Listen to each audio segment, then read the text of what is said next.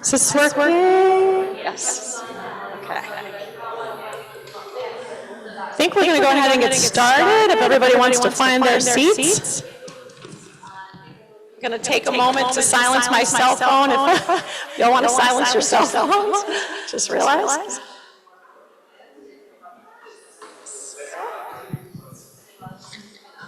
Let's see. Yeah, okay. It's all good.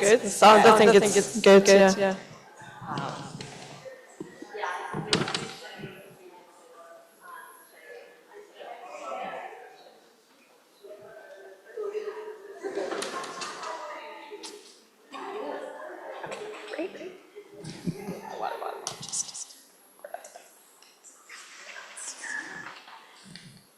Okay. All right.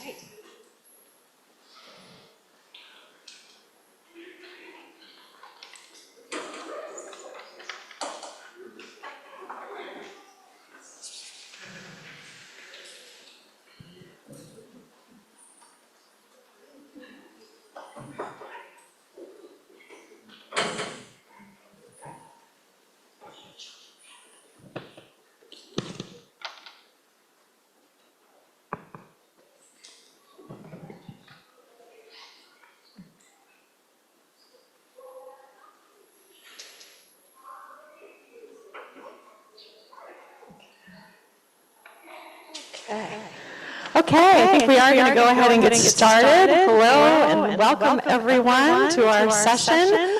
I'm very excited to have you here. I'm Elizabeth Stevenson with the New England Aquarium. And I just want to take this moment to thank my colleague Evgenia, who's been a wonderful collaborator in this event. This is a joint event, meaning that we had two events merged together, as many of the decade events are because of such a huge demand. There's like 100 satellite events they accepted and many, many more that were submitted. So we've worked together to merge the key ideas from each of our planned sessions. And so we have a wonderful team representing the aquarium, the UN Ocean Decade endorsed Early Career Ocean Professionals Program, the UN Decade endorsed Ripple Effect Project, the International Ocean Institute, Goal Global, IEE Oceanic Engineering Society, UN Ocean Decade endorsed SmartNet Program. I also want to take a moment to welcome our virtual audience. Thank you for joining us today. Our wonderful moderators will be explaining later about how you can participate and also ask some questions from your computer at home. So thank you for joining us from across the world. I did just want to make note of who's not on the panel today, the people that are missing, and because this is about inclusivity, and it's not nearly as inclusive as we wanted it to be.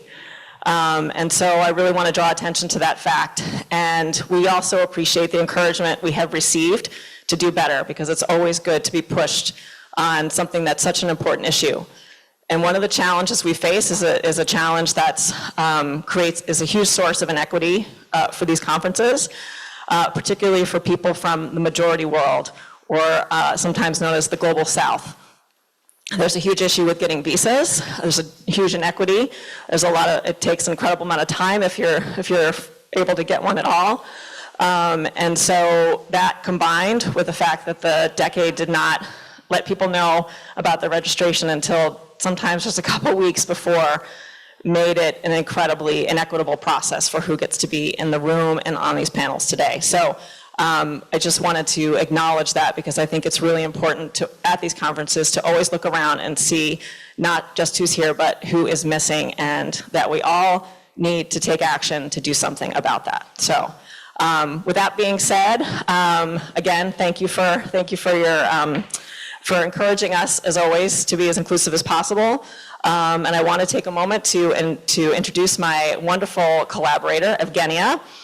Evgenia is the global coordinator of the UN Ocean Decade Endorsed Program for Early Career Ocean Professionals, the ECOP program, and consultant at IUC and UNESCO. The goal of the program is to support early career ocean professionals in their capacity development and work by providing meaningful networking, training, professional development, funding opportunities, and creating capacity for cooperation and knowledge exchange. Evgenia is a marine environmental manager with research interests in marine pollution, ocean clusters, and connections between climate change and food security, and impacts of climate change on coastal tourism and railway infrastructure. Thank you so much, Elizabeth, and now it's my honor to introduce you. Thank you so much for all these months of collaboration, which has been great. So Elizabeth is the director of the Marine Conservation Action Fund of the New England Aquarium in Boston, USA. The Marine Conservation Action Fund is a small grants and fellowship program that supports locally led, community-based ocean conservation in low and middle-income countries. The fund is the lead coordinator of the collaborative Global UN Decade Action, the Ripple Effect, which focuses on capacity sharing with communities and stakeholders. Elizabeth has degrees in marine biology and marine policy and focuses her efforts on advancing equitable and effective practices in ocean conservation and philanthropy. Okay, thank you so much, Evgenia. So I'm very excited to say we will have two panels today, and panel one will be on geopolitical inclusivity, and will feature speakers and the moderator coming from countries that are quite underrepresented at conferences and high-level meetings: El Salvador, Costa Rica, Mauritius, Lebanon, and Cuba. They will share their stories and views on what is missed in discussions around inclusivity and what needs to be done. And our second panel will be on intersectoral inclusivity, and we'll discuss the role of different sectors in the Ocean Decade. Our speakers will share their stories and views on intersectorality and its importance, and discuss how this connection can help achieve the UN Ocean Decade goals. Okay, so thank you so much for coming here, and then let's get started. So our first panel will be moderated by Xochitl. I'm very happy to give the floor to her. So originally she's from El Salvador, and she's currently pursuing her PhD in Marine Sciences, Technology and Management at the University of Vigo in Spain. Using interdisciplinary approaches, she investigates the adaptations of marine socio-ecological systems in the ongoing impacts of climate change, focusing on small-scale fisheries in regions such as Mexico and Japan. Since September 2022, she's coordinating our Eco Program Central America node. So, Xochitl, welcome to the stage.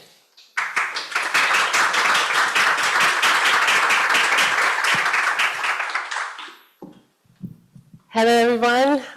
Thank you very much for being here and attending our event. This is something that really excites me to talk about. Inclusivity, most of all, come directly from the Global South. I don't have the clicker. The clicker is missing. All right. So I would like to start directly with actually sharing the floor with you. So we wanted to do this a little bit more inclusive and a little bit more participative. So what you can do is you can log into the Wi-Fi, and you have it in your phones. You can take out your phones, you can log in the Wi-Fi. This is the name, and that's the password. And then you can enter into the webpage of Slido. You just write slido.com, and then write this code.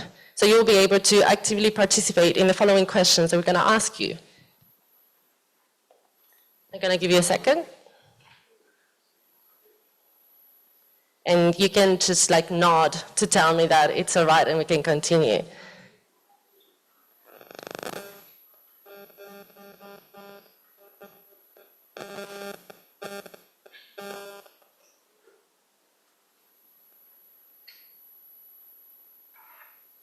All right.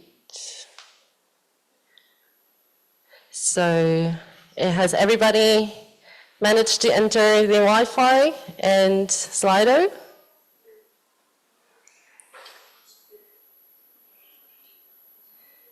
I'm going to go to the next slide. You have the code there, or do you want the Wi-Fi? The code is there. Yes? So the first question I wanted to ask you is what comes to your mind when you think about inclusivity? Because inclusivity can be in so many levels, can include so many different groups, is so diverse. So I would like to know what comes to your mind. And maybe we can switch to this Slido webpage so we can start seeing the answers.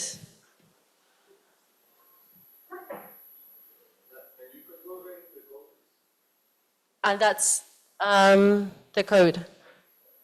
The code is 1987603.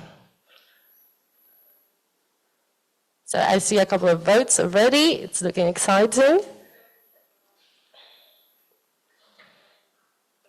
Also, people online, you can also participate. You can also vote, and we can see your answers too here in Slido. So the first words I hear is about equity, diversity, empowerment, H, underrepresented voices, belonging, participation, perspectives. So many different perspectives about what inclusivity means.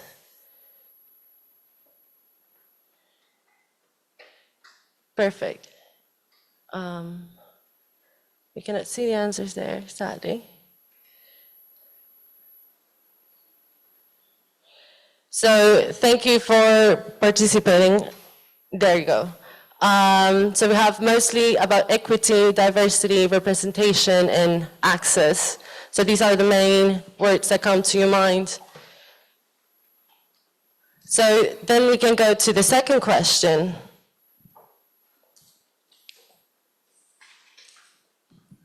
So it's about including the people who are not in the room, as it was mentioned earlier. People are usually marginalized or underrepresented. So the question is, who are these people? Who do we think these people are? So we go to the next question. I hope you can see it now in Slido. So in your opinion, which groups or individuals are underrepresented in these kinds of events, for example, or when tackling the challenges of the ocean decade, or when including in research projects, or in policy and decision making? If you enter one word, then you can see the results.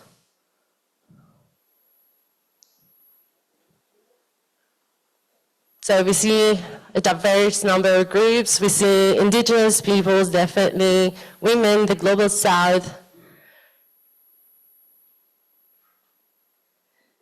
Seeds. So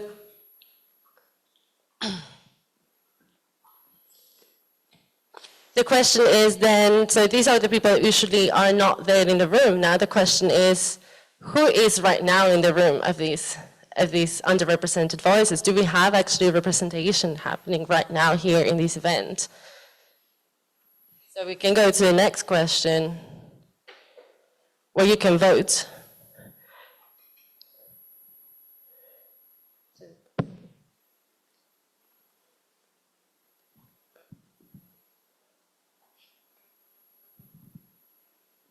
You can go directly to the results.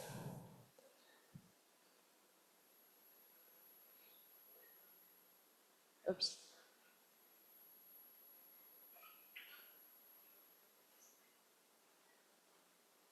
So we see a high proportion of, well, we have a high proportion of people from the global south, which we're happy because it was quite difficult to come here. Coastal communities, indigenous communities, I think it's always a higher chance to come to these events. So thank you so much for participating. And now, taking into account that these voices are usually very limited in these events, we wanted to bring them to you. And for this, we prepared in cooperation with the ECO program and GOAL a video where we show the voices of the people who are not here and are usually at the forefront of these ocean challenges. So we actually want to show you a video. Please, we can switch to the video.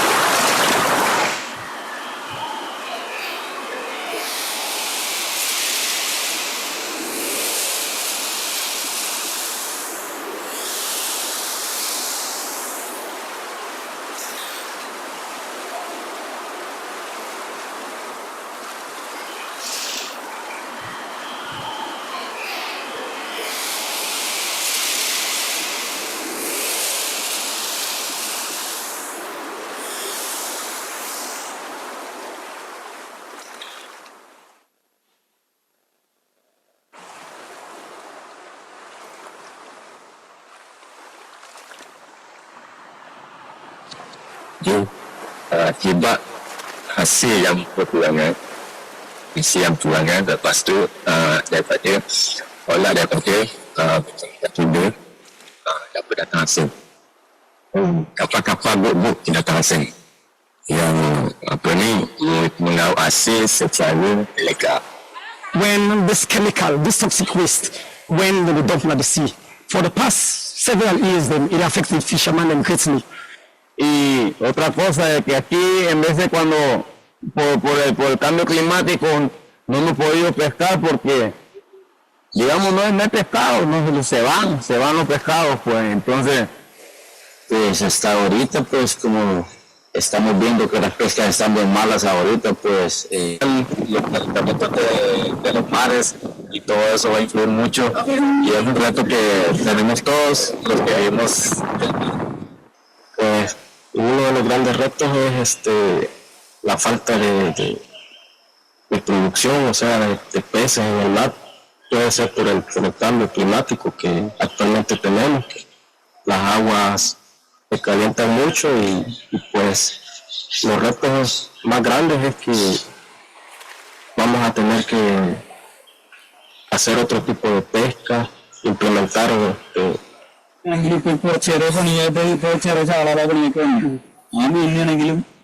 വേറെ ആൾക്കാർക്ക് വന്നിട്ട് അത് bomb വെച്ചുള്ള ഒരു പരിപാടിയൊക്കെ ഇതിനെ മീതി അറിയിക്കും അതങ്ങനെ ശേഷമാണ് ഉണ്ടായിക്കൊണ്ടിരിക്കുന്ന ചില ആൾക്കാർ ഞങ്ങളൊന്നും ഇതേപോലെ തന്നെ പാരമ്പര്യമായിട്ട് യൂസ് ചെയ്യാൻ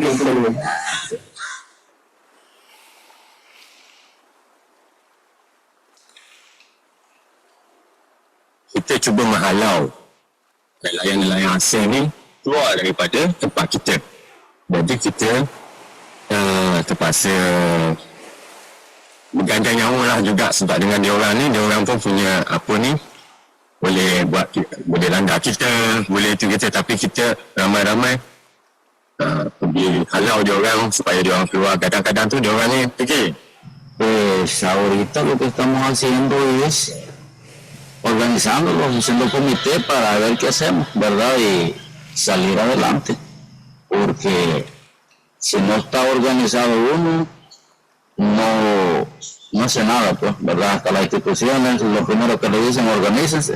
Yo creo que así se organiza la comunidad, haciendo comité de gestiones, gestionar proyectos para que nos ayuden a hacer todo al futuro que son nuestros hijos.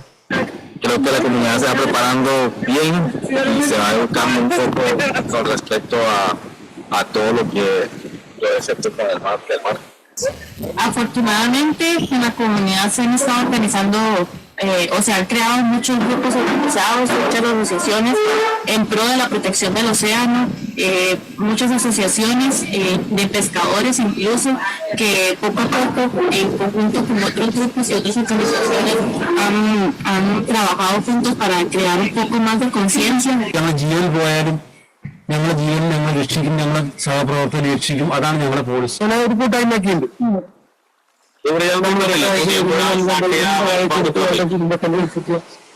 അതിനാണ് ഈ പൊടിയമ്പുഴ ദേവസ്വം ആക്കിയ മലപ്പാട് നോക്കും.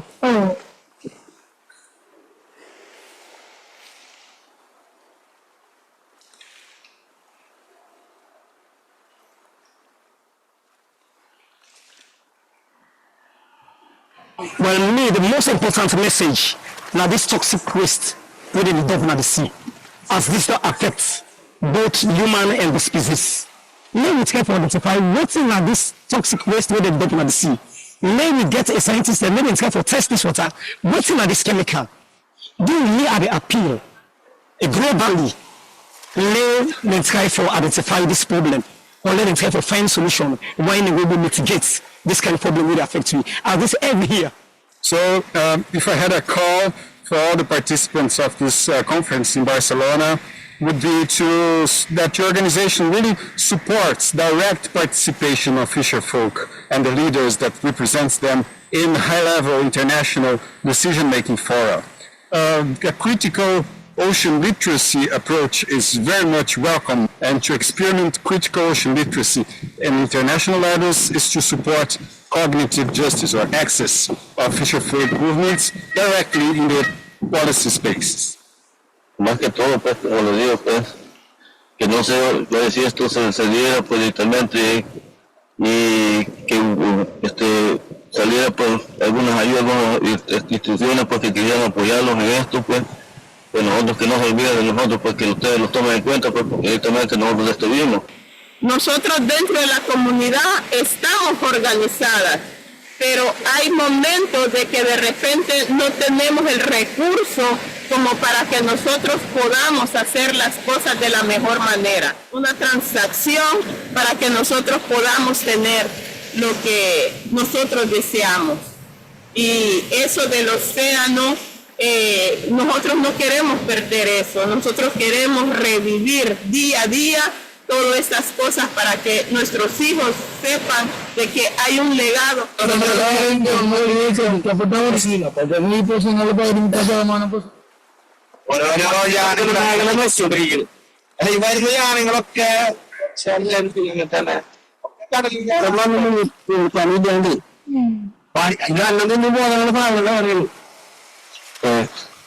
Esperamos nosotros que nos tomen en cuenta.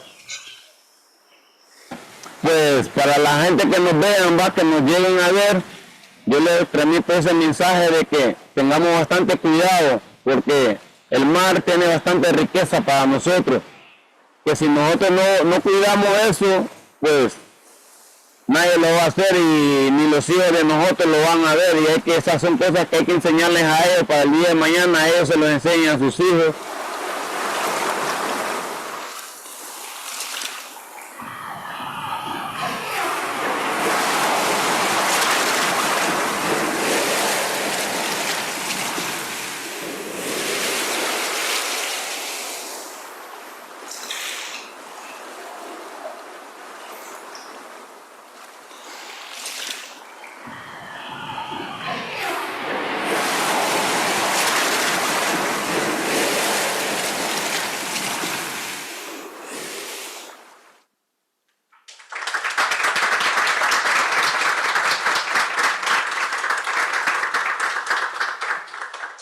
So we want to thank to all the partners, all the participants in the video and the different communities for their important voices and sharing their opinion on the current challenges that are happening. So these are the voices that couldn't be here. However, we brought some voices that actually could be here. So I would like to welcome to our first panel. Can you please come up and take your seat?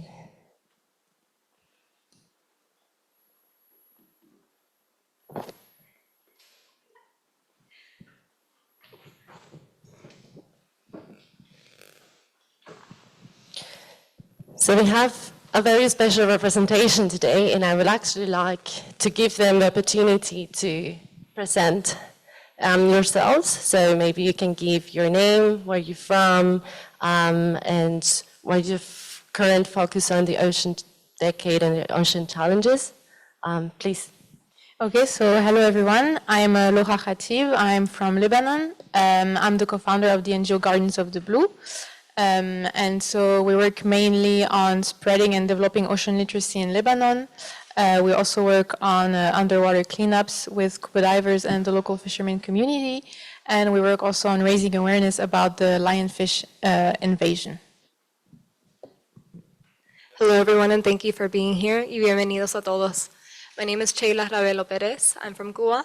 I'm the current Cuban node coordinator for the ECOP program, as well as an international model and eco-activist. Both through my work as the national node coordinator, as well as an international model, I try to raise awareness globally of what is going on in the Caribbean, different local issues that might not be brought to light because of different accessibility issues, censorship, political discrimination in some cases as well. And so my current emphasis is on accessibility, but also with scientific communication, making sure that the research we are doing at the highest level isn't locked behind indecipherable jargon, paywalls, where the communities that need it most, the coastal communities you saw, can access it, and making sure that the information and the policies that we bring about today in this conference go through the chain of command, make it all the way down to the levels where it is most needed. Thank you all. Hi everyone, thanks for being here. My name is Khushbu Jogru. I'm from Mauritius. I'm also an ECOP, and I'm currently working as an environmental consultant. And my current involvement with the UN Decade is through the SmartNet program, actually, where we are trying to promote and encourage communications and collaborations between small and developing states or large ocean states and with the North Pacific nations. But I also come from a marine science background, and I believe I acknowledge I was privileged enough to have received a higher education and gone to university and get a postgraduate degree after that, but not everyone from Mauritius is able to do that. And so, like promoting this kind of engagement or collaborations means a lot to me, where I can, help in some ways to improve access and education to a lot of the other early career scientists in my country. Thank you. Thank you for having me here. For me, it's a great honor to be here in this panel and representing also Costa Rica organizations, small, middle-sized organizations, and the communities, our coastal communities. I'm Milena Zanella from Misión Tiburón. I'm the co-director of the organization. Our aim is to promote ocean conservation by the identification and protection of sharks' critical habitats with engagement of local communities. Our coastal communities have a lot of environmental and social economic issues, and in our work we try to involve different stakeholders and mostly the most vulnerable groups of our society, like fishers, women, and girls. So we hope that in the future they see ocean conservation as an opportunity for growing and empowerment. So thank you very much. I'm very happy to be here to share a little about our experience in the organization, our challenges, and also the vision and the reality of our coastal communities in Costa Rica. Thank you. Thank you so much to all of you for being here and providing your very amazing perspectives on this topic. So we're going to be working through 3 main questions, and I will welcome each of you. If you can raise your hand whenever if you want to share something. We want to have the perspective of everyone in the room too. This is not only a panel, and also if you want to participate with Slido questions, I can read the questions also from here if you don't want to raise your voice. So we can hear you even if you don't want to grab the microphone. Also for the people who are viewing us online right now. The first question that I wanted to talk about, so in what way have you experienced that existing governance structures or geopolitical realities hinder your participation in, or the participation of different diverse stakeholders in these kind of events or in different areas that you're working on? I mean, maybe I can start. The situation in Lebanon right now is so complicated that 80% of the population is now in poverty. It's like one of the worst economical crises in many years. So I haven't met anyone from Lebanon yet for the conference. I'm hoping maybe there will be some people attending, but even just the world of people that are working for the sea in Lebanon. I can count them off both of my hands, and we all know each other because it's such a small world, and it's so difficult to work for this because sometimes you need to be a volunteer. You don't have, access to education as well, and, to be a volunteer, it means to giving your time for free, and it's a privilege to do that. So, I'm really happy to be able to be here and to represent a bit Lebanon in this. And so coming from Cuba, I've noticed kind of a gap that exists with regards to data and just knowledge about what is occurring actually in some of the small island developing states. And so for those of you that don't know, Cuba is a one-party political state, being the Communist Party of Cuba, and political opposition is completely outlawed. And that is something that is enforced through violence. It is a price that is paid in blood. And so with that, there doesn't exist really much data online or in the global sphere about GDP, any economic standing, any real metrics, demographics for within our country. And I find that also tends to be the case for other small island developing states. And so when you get to the global perspective of conferences like these, most often how it's determined who gets financial assistance to be able to come and who does not is based entirely upon those metrics. And if you are not aware, when those metrics do not exist or are not available, you are automatically categorized into not. And so it is incredibly difficult for people of Cuba to come and be on the international stage representing, sharing their science. And it's a great disservice because within Cuba and within a lot of the Caribbean, there is so much ingenuity from our people. There is such a passion for the ocean, a lot of it stemming from the original Taino teachings of the indigenous Arawak people of the area, of a great connection, a spiritual love for the ocean, almost as another family member in a way. And so when you get to the global sphere, for these countries that are misunderstood, where there isn't much information about them, we're almost in a blind spot, in a sense. So we tend to be overlooked for resources like financial assistance coming to conferences, looked over for opportunities, and there doesn't necessarily exist the means to crawl out of and bring awareness to that, except for some privileged individuals like myself being able to come and kind of spread that message. Yes. I think I can also relate to that a lot, but I also wanted to kind of bring another perspective. Small island developing states, we are heavily reliant on the ocean, and for our economy, for food security, for leisure, for jobs. Like a lot of people in Mauritius have jobs that are directly tied to the ocean, or they are living on the coast that's like at the forefront of climate risk.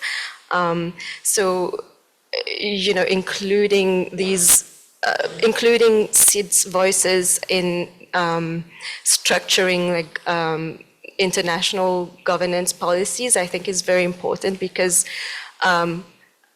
like I said, we are at the forefront of climate risk. We are being impacted every day. This year we had the worst cyclone we've had in a decade in Mauritius, and people lost their lives. It's very sad. We don't have a proper response plan to these kind of extreme events. So I think it's really important to kind of consider these voices, but also locally as well when it comes to structuring governance. I believe it's important to the government or the one leader needs to include the local communities, the fishermen, the people facing the challenges in how they get to those governing decisions, and that's not happening. That's a corrupted system in itself. Yeah. Yes. Well, I'm the co-founder of a small size organization from Latin America. And for us, the greater barrier is raising funds. When we started our organization, for example, we started to raise very small grants, $1,000, $2,000. Also, the English still is a barrier for me. Also, me and the co-founder of our organization, Andres, that is over there, we both studied in Costa Rica National University. So sometimes we feel that some founders see us like a second-class scientists. Actually, in a couple of times, we experienced that some founders told us, you know, you have a great idea, but you need to make a partnership with scientists from US or European, from Europe. So this is sad for us, but it's happen a lot, and it's a reality. However, also, I feel privileged because when I started to work in the fishing communities and I saw the reality of the women, of the girls over there, in alpha of the population in our coastal communities are living in poverty. We have some shocking data that around 25% of the pregnancy on our coastal communities are teenagers from 12 and 18 years. So they stay stuck in this cycle, in the cycle of poverty, and it's so hard for them to break the cycle and look for new opportunities in life. So that's why I really feel very privileged and fortunate to study, to have the opportunity to go to the university. And now, well, we are a small organization, but we try to empower women. We try to support, for example, the formal education of girls in social risk, because at the end we know that we are connected. So habitat degradations and the poverty are connected, and this is important to address them together. Thank you. I wanted to know if there's anyone in the audience that would like to share some barriers, structural barriers, for example, to attend this conference. What we were mentioning earlier, the organization of this conference made it, for example, very difficult for some to come and to participate. Something that I found really interesting that you also guys mentioned was these funding gaps that there are. My personal experience too as a Salvadoran, we are not completely counted as a developing country sometimes, but we're also not a developed country, so we fall into a vacuum of funding that is very difficult to find money for any activities. And I guess this is also for countries that are under political stress, let's say. I'd like to add as well, so when sometimes we talk about gaps in funding or sort of lack of resources, we tend to think of it in the very traditional sense of, you know, there's a lack of grants available to be able to do research. There's a lack of funding to be able to buy new lab equipment, but to show how dire it really is in some of the areas of the Caribbean. So within Goa, half of our species are endemic, both flora and fauna, and one of those keystone species is the Cuban crocodile. Now, the Cuban crocodile is currently endangered, and its populations have really been reduced to one area of the island called La Ciénaga de Zapata, the Ciénaga Swamp. And so the researchers, the scientists that have worked with these crocodiles all their lives, the funding that they're looking for is not for a research facility or what they are lacking is as simple as flashlights. And for those of you that aren't currently familiar with the Cuban crocodile, they are the most aggressive species of crocodilian. Their legs are under their body, they run. And so they are having to track these animals without GPS, without anything, in complete and total darkness. And so as you can imagine, that's led to many a terrible injury. And so when we're asking for the funding, we're saying that there's these blind spots that exist, particularly in relation to small island developing states, Caribbean nations, underdeveloped nations, the global south. It's not research facilities. It is something as simple as the things we take for granted every day. Thank you so much. I would like to move on to the next question, because I think we also need to empower inclusivity and how inclusivity benefits not only equity, but also coming up for solutions to these ocean challenges. So I would like to ask you and ask also everyone who is here, how do you have any positive experiences, how the inclusivity has actually led to innovation, how inclusivity has allowed us to come a little bit further in these challenges? Yes, please. Yes. Well, in our project with our organization, we have been involving several stakeholders from divers and fishers. And one example is a study that we made in the South Pacific of Costa Rica, in Golfo Dulce. So we wanted to identify essential habitats for sharks, like nursery ground or feeding grounds for sharks. So we started to collect scientific data using onboard observation of the fishing vessels.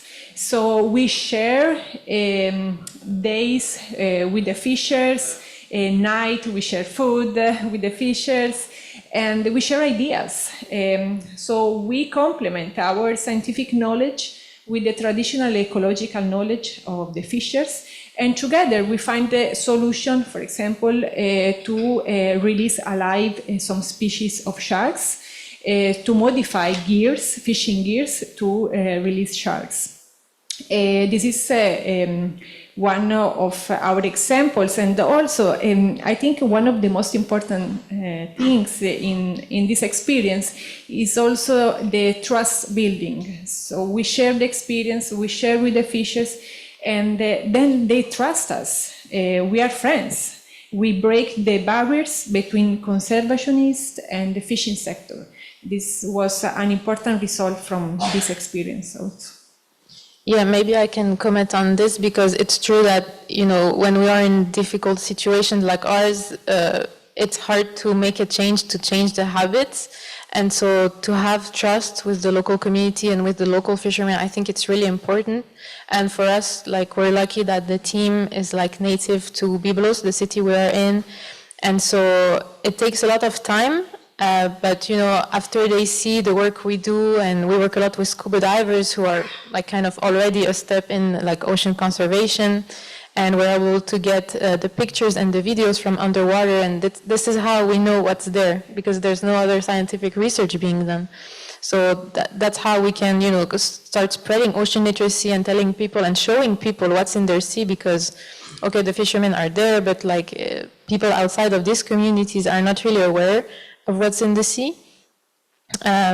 And so we're also doing this work and just talking with the fishermen community, and they're kind of like seeing the impacts. And then when we do underwater cleanups, we do them in the harbor of Byblos. And so the fishermen are there, and they're like helping us from the shore and everything with the diver under the water. And it's kind of like creating this collaborative work. And I think that's like one of the good points, you know, to include people and to feel like we're all in this together, collaborating between the different sectors. I would like to give you. Yeah, thank you. All right, thank you very much. I am Benjamin Bokari, and I'm from Sierra Leone. I want to say one of the most underrepresented in platforms like this. I must have been the only Sierra Leonean to be on this platform now, and I'm very happy because this will be the start for a very good beginning. My second responses to this will definitely stem from the first. So let me start with the governance structure that is facilitating the participation of underrepresented or vulnerable people in what we do. So in Sierra Leone, the government of Sierra Leone in 2024, before now, even in 2012, have allocated 30% for women's inclusion in decision-making and leadership, and that includes high-level leadership. And that has been one of the most good steps our government has done in making sure that women are included in high-level decision-making, which includes national, state, and non-state level.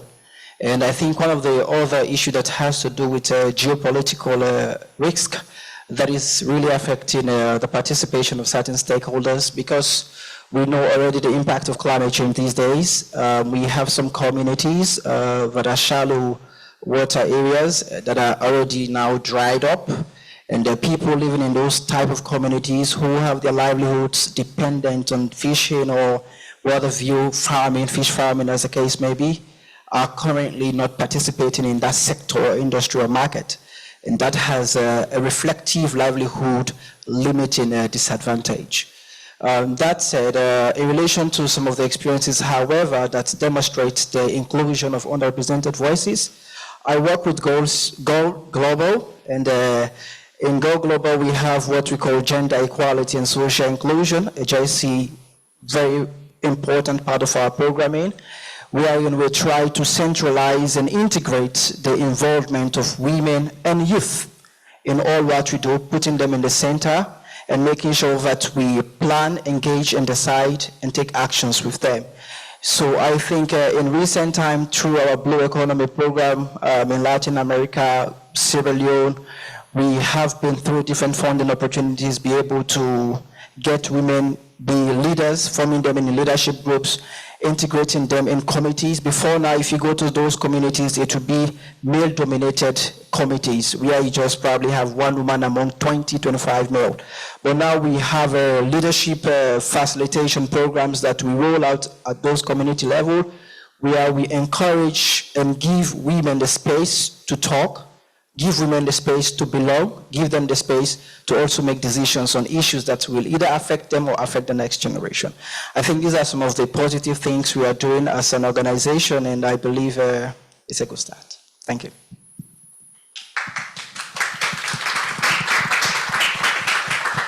Thank you so much. I think giving the space and actively giving the space and providing the opportunity so that these underrepresented voices, many different sectors, youth, women, communities, indigenous people participate is definitely vital. And that leads us to the last questions. So how do you think, based on your experience, we can achieve this inclusivity in terms of what we spoke about, political, economic, funding gaps?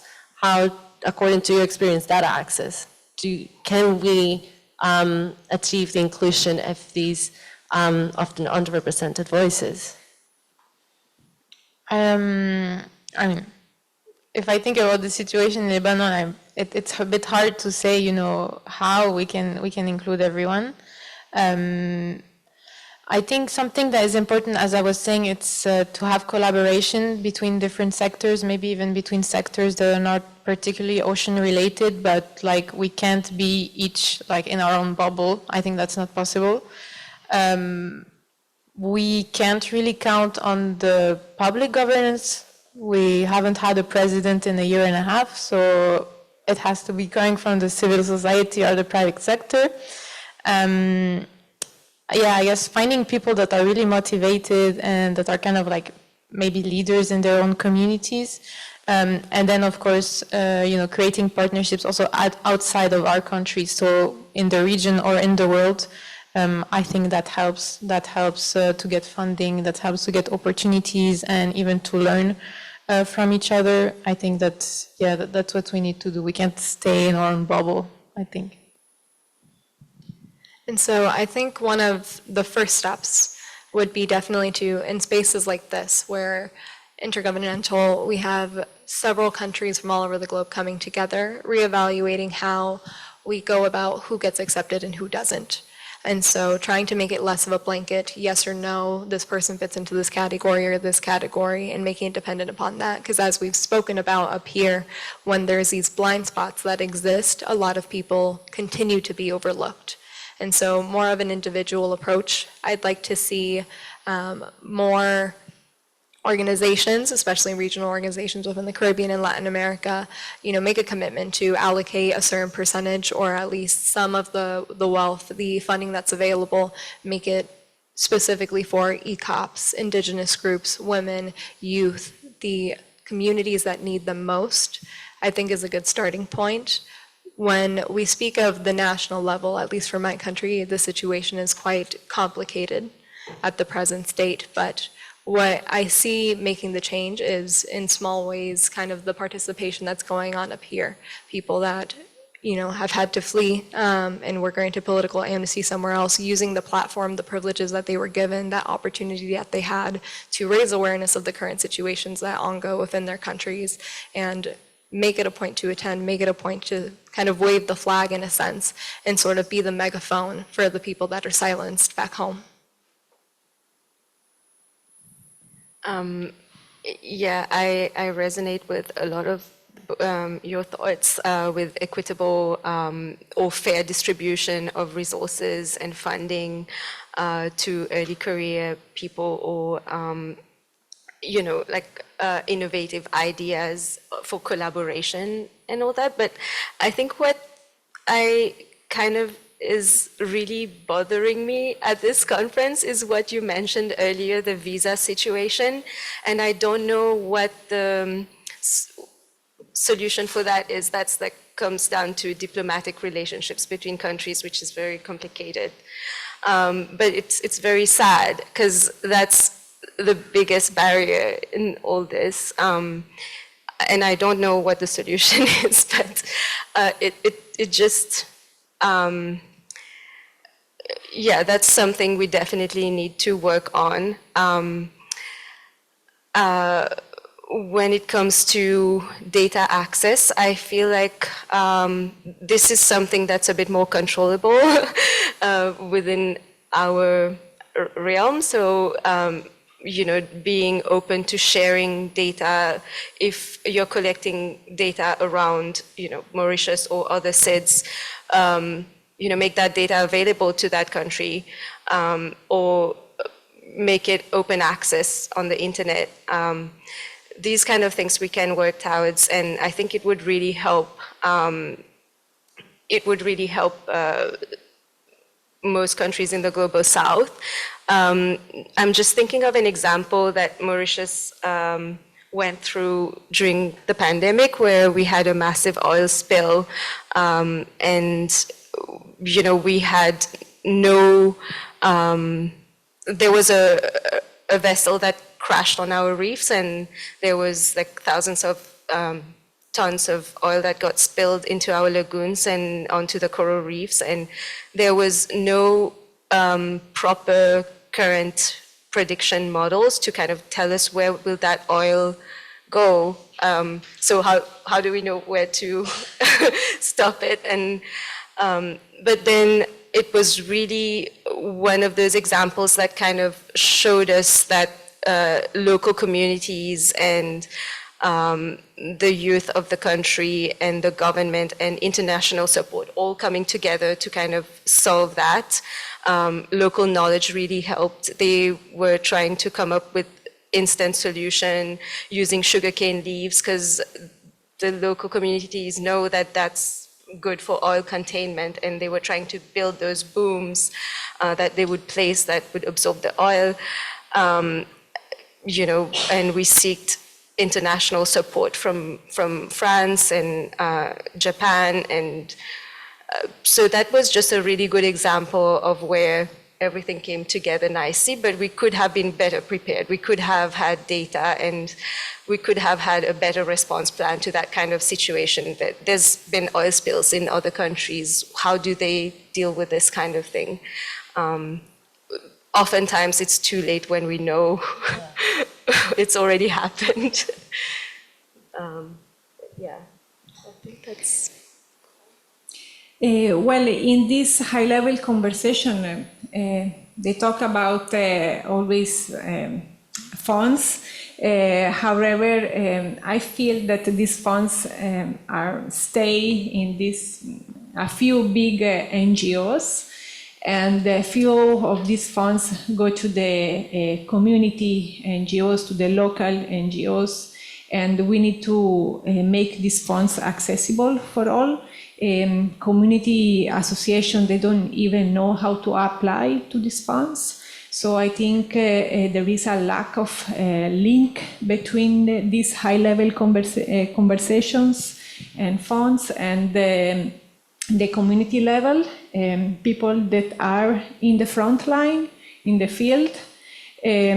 So maybe we needed to improve the capacity building in this middle level, to try to support this community organization and to get the access to these funds and to develop their project and all together try to find a solution to all the challenges of the UN decade.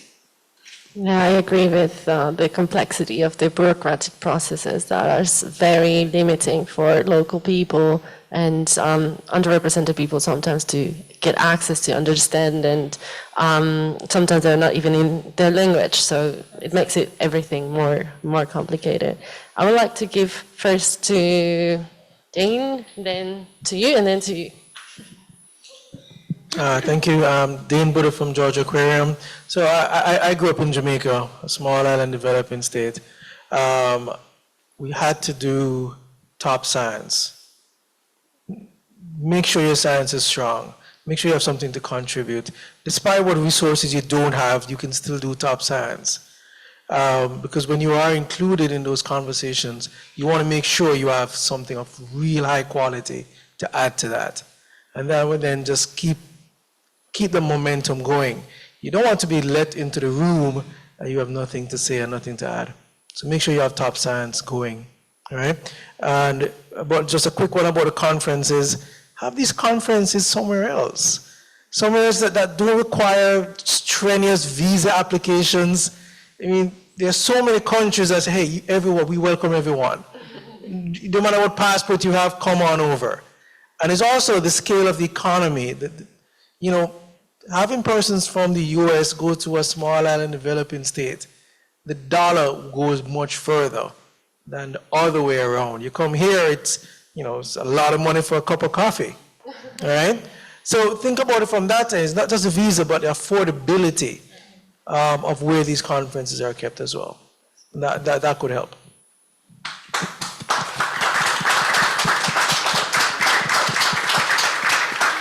Yes, thank you very much. I wanted to align with the second to last speaker. I think one major thing we have to look at specific needs required for underrepresented people has to do with sound and matching human capital investment. Because we think many underrepresented groups needs resources in different forms. It could be educational resources, access to information, and then some need access to finance. I am saying this because in Sierra Leone, for example, women want to diversify their livelihoods. Don't want to be very dependent just on fisheries, even in the midst of climate change shocks and stresses. They want to do something else, but they are limited in terms of having access to finance.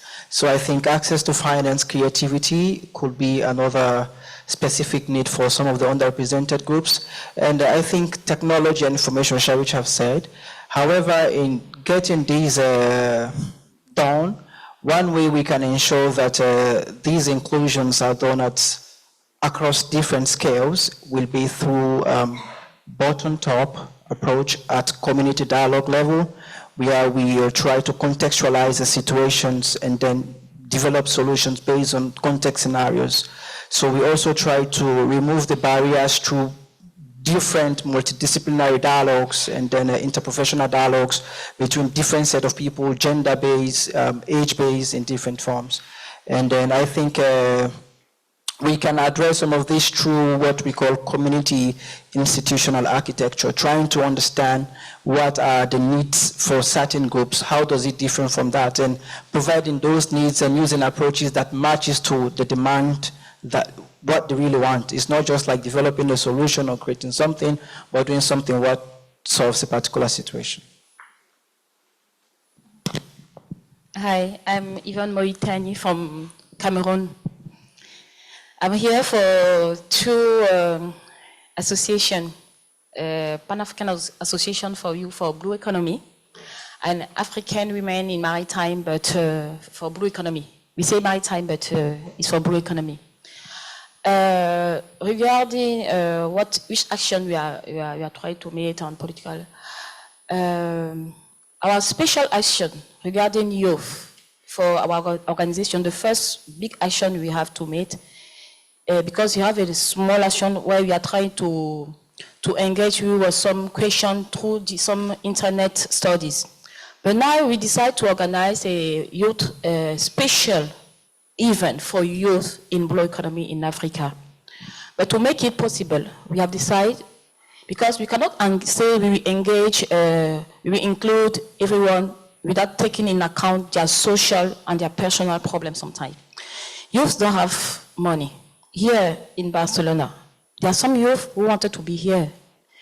I don't want to talk about communication because you already talked about it, but the ones who are aware of this, who have information, some don't have even taxi to come here. So don't talk about visa, I don't know, plane and this, yes. So for our event, we have decided to take in charge 2 youth per country. Africa have 55 countries. We wanted to make something like a world youth conference on blue economy, but it was very difficult because to contact people, send email or address, I don't know. But sometimes you have to travel to speak with them, but it's not easy. This is about youth. Relating to African Women in Maritime, that was created in March 2015. I'm one of the founder members. Last year, on 25th of July, is the day of the African oceans and seas. And I told to my group, we will not organize the event like we used to do. We will not make something with media, things like no. I was not present, but I tell them that you will go to see the fisher men and fisher women, because we have fisher women, it's few. You will go there to meet them. I said, no, you will not pay nothing. Just maybe take something just to give them, because they will leave their activities to listen to you, but you have to listen to them. You have to go to informal people.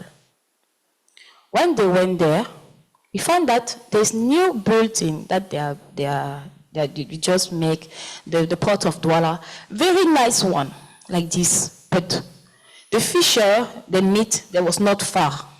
If I show you the picture, but I will show you the picture, you cannot imagine the gaps.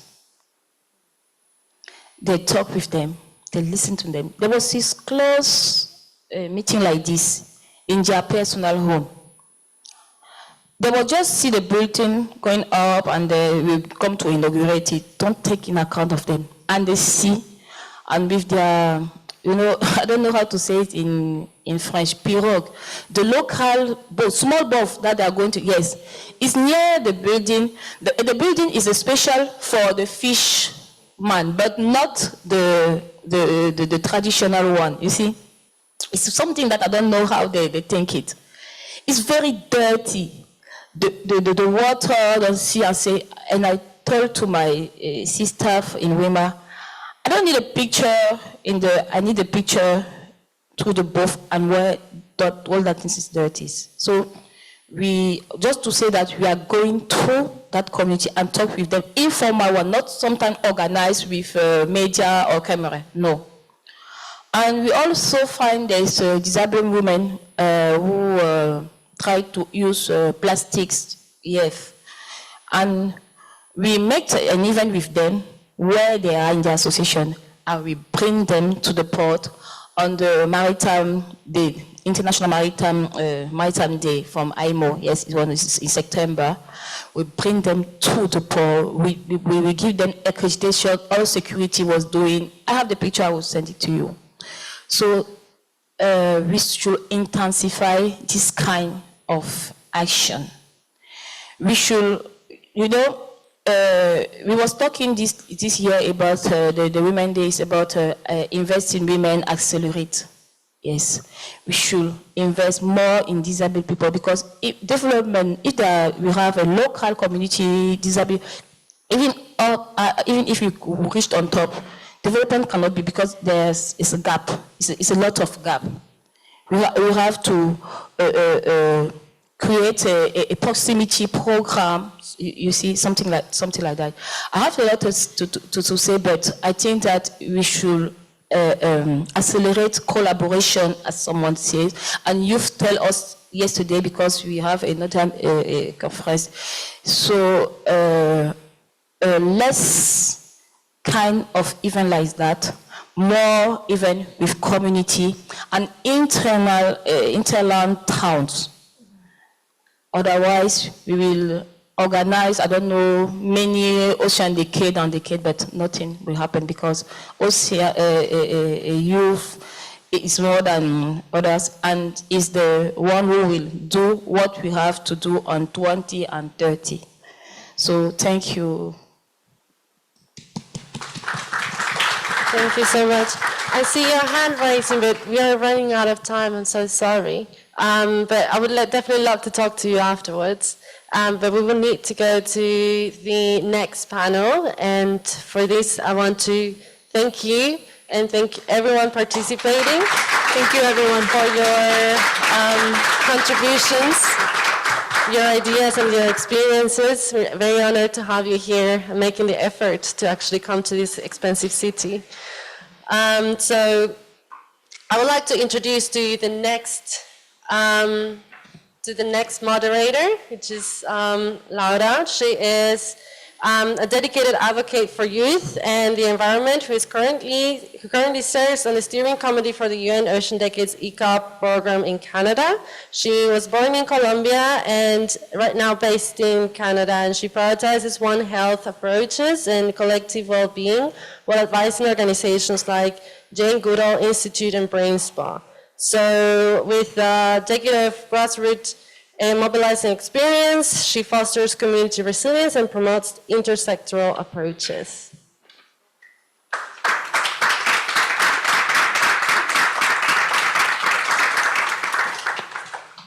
Muchas gracias. Thank you so much. And another round of applause for that first panel, everybody. That was just amazing. I know it's been a long day. I know it's been a long day, even just for me. So I'd just like to encourage everyone to just stand up. And we're maybe gonna like shake it out a little bit, maybe look right, maybe look left, maybe move your neck around a little bit. You know, maybe do some jumping jacks. Get the blood flowing. It's been a long day, it's been a long day. All right, let's take a seat.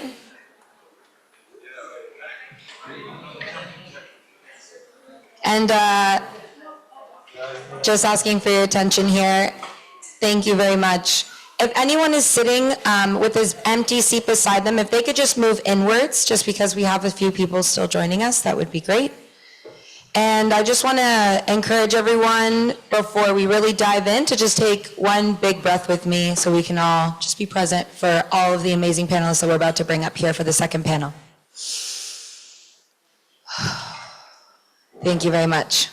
So before we bring everyone up, I just wanted to take a moment to really touch on this term intersectorality. We have been intersectionalism, we've been chatting about it a lot in this first panel, we'll be speaking about it a lot at the second panel as well, and I wanted to give a little bit of background on this term. So Kimberly Crenshaw is an American lawyer, civil rights advocate, and a leading scholar of critical race theory, and the woman who coined the term intersectorality.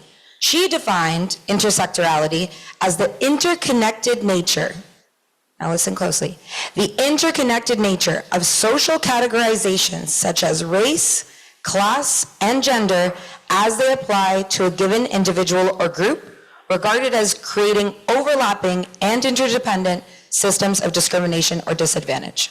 She wanted to show that a woman's experience in life and the barriers that she encountered are a result of the intersections between her race, sexual orientation, gender, class, etc. Many of the themes we've already spoken to today. She was challenging this simplistic way of creating solutions that didn't just speak to why people are facing what they're facing because of individual identities, but instead the additional to that, those intersections as well. So the same can be applied and the same can be said for interdisciplinary approaches and multi-sectoral approaches to ocean programming, policy, and blue sustainable strategies. So with that, I'd like to invite our panelists for the second panel to join me here at the front.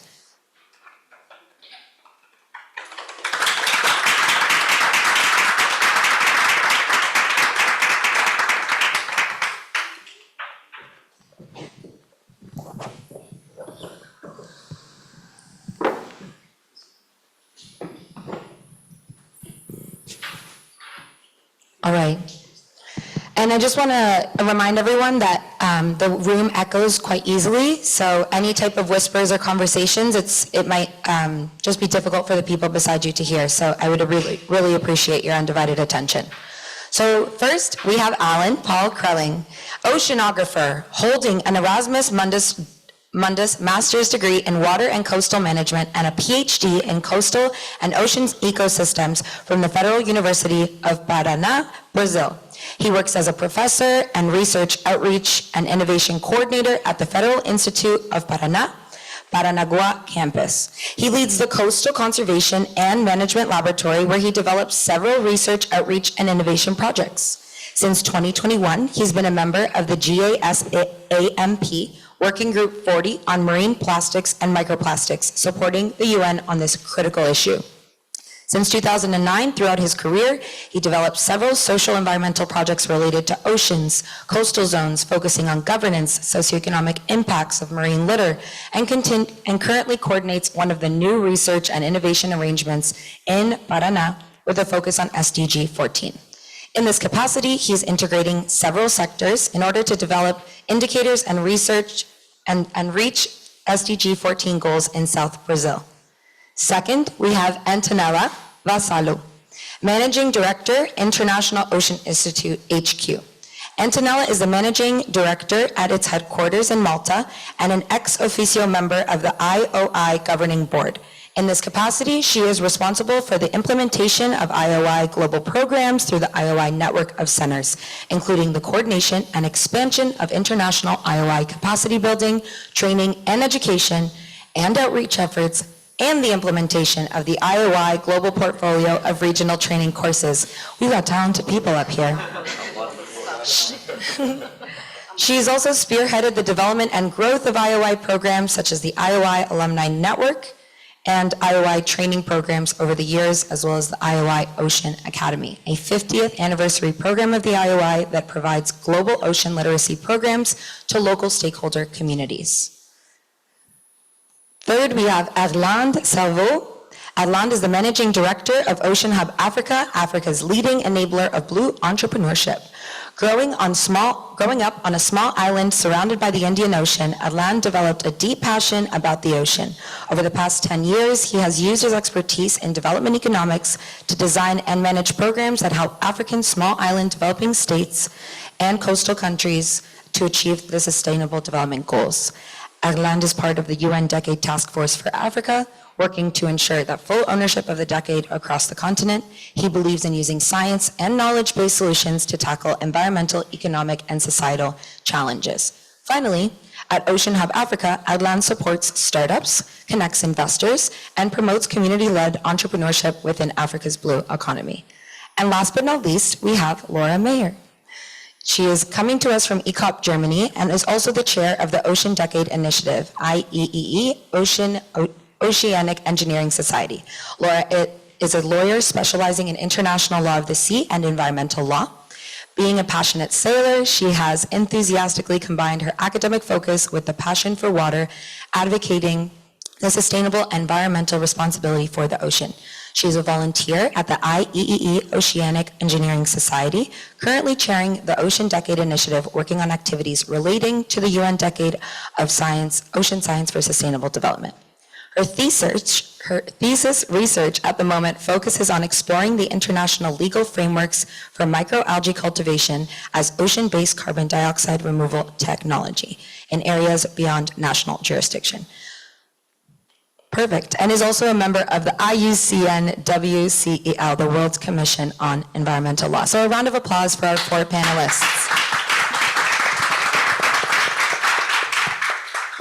I just have a couple questions on the Slido, so if you have a moment to just open up your phones, we have the Wi-Fi password and the password up here, as well as the Slido code. You shouldn't have to log in to slido.com. You should just be able to use the code that's right here. So slido.com, and then the code is 1987603. I'd like to know a little bit about the audience. Which sector are you representing today? You can put multiple answers. Of course, we probably have a multi-sectoral audience today as well. So I'll just give you a few minutes. And as you're filling that out, maybe we'll do a quick rapid fire here for the panel. So as a bridge to the previous section, I'd like everyone to just share, please, which sectors you represent on today's panel and tell us how interdisciplinarity can help with the inclusivity and amplify the voices of underrepresented people. Alan, we can start off with you. Well, hi, it's a pleasure to be here. Thank you very much, Laura, for the presentation. And well, I think that I represent academics, the academia, but also the third sector, because we've been working with several projects that are related to this group. But I believe that interdisciplinarity is key for us to really reach what we expect with the Sustainable Development Goals. I mean, really interdisciplinarity. And this is the key to understand the others, but also to understand the language that the others understand. So I believe that the key for now. Thank you so much. Antonella. Hi, I'm Antonella. I myself am Maltese, so that's a small island state, part of the EU, but right in the middle of the Mediterranean. So that does bring influence to one's mindset, right? I'm evidently not an ECOP, but I'm very honored to work a lot with ECOPs in my professional career at IOI. And in fact, that is something that the IOI and the great people who've come before me have done since 1972. We've worked a lot with early career professionals because the intention is really, unless you're working with issues of interdisciplinarity, if you want to avoid silos and you want to really bring people to talk together, you really cannot deal with individual ocean issues in a vacuum of itself. They really need to be speaking to each other, these people. Thank you so much. Agland. Yes. So what is I would say the category of stakeholder that I represent, it's private sector, but more like an enabler of a private sector. So my job is to help innovators or entrepreneurs, even though they are not innovating, who have a positive impact on the ocean, to grow their impact and also grow as a business as well. That being said, and also something else that I did not say, I'm obsessed, sometimes I'm obsessed about the fact there might be some groundbreaking research that are dying in a repository that can be turned into solutions. So that being said, those research won't come into solutions if we don't have collaboration. And I also think that in the marine sciences, all these disciplines of marine sciences, people work in silos, but in order for us to be able to have tangible solutions that work, we need to mix these marine science knowledge with behavior science, and with also some type of business sciences, in order to have things that can help people using knowledge and research, but also that can be integrated into society. And we are talking about a sector that is very new in Africa and that people don't understand as well. So if we don't get these elements of social sciences in, we are facing a wall when it comes to putting these solutions on market. Yes. So. Thank you so much. And Laura, finally. Yeah, thank you very much. I'm very humbled to be amongst this esteemed panel, and thank you for the invitation. I think I represent two, let's say, hats. On the one side, the legal background that I have, and what I've realized there through especially the master's that I'm currently doing is the inclusion of indigenous knowledge and indigenous law, which has a lot of different principles that are now used in international law, or that should be more used in international law. And we can learn a lot from the traditional way how, for example, I learned it in Germany or now in the Netherlands. And on the other side, I think I represent a very passionate volunteer that I am in different projects that I'm involved. And being a lawyer, but working a lot with engineers and scientists, I think sometimes an underrepresented voice can also be, if you are at a conference with only scientists, then you might be the only lawyer, or you're at a policy conference and then there are hardly any people that are actually an engineer and can explain how a sensor works. So I think it goes both ways, and that's also very important that when you are at a conference or at a meeting or anything, that you make sure different voices from different professional backgrounds are represented. Thank you so much. So I just want to turn everyone's attention to our question here. So also our panelists, I'm sure they were curious of who's being represented today. So we have a nice word chart here of the different sectors being represented. And I want to just turn your attention at the top here of the Slido. You have the option between participating in the polls or participating in the Q&A. So after a few questions on the panel, we'll have the opportunity for people to ask questions through the Q&A. If you don't have a question, but you want to just vote on which question you'd like to hear, then you're also welcome to do that through the Slido. So we'll maybe just keep up the word chart for now. As I have the honor of asking Laura our first question for today, because you are navigating multiple sectors, I'm just wondering, how can we collaborate across these sectors, and how have you navigated working across these various sectors? Yeah, thank you very much for the question.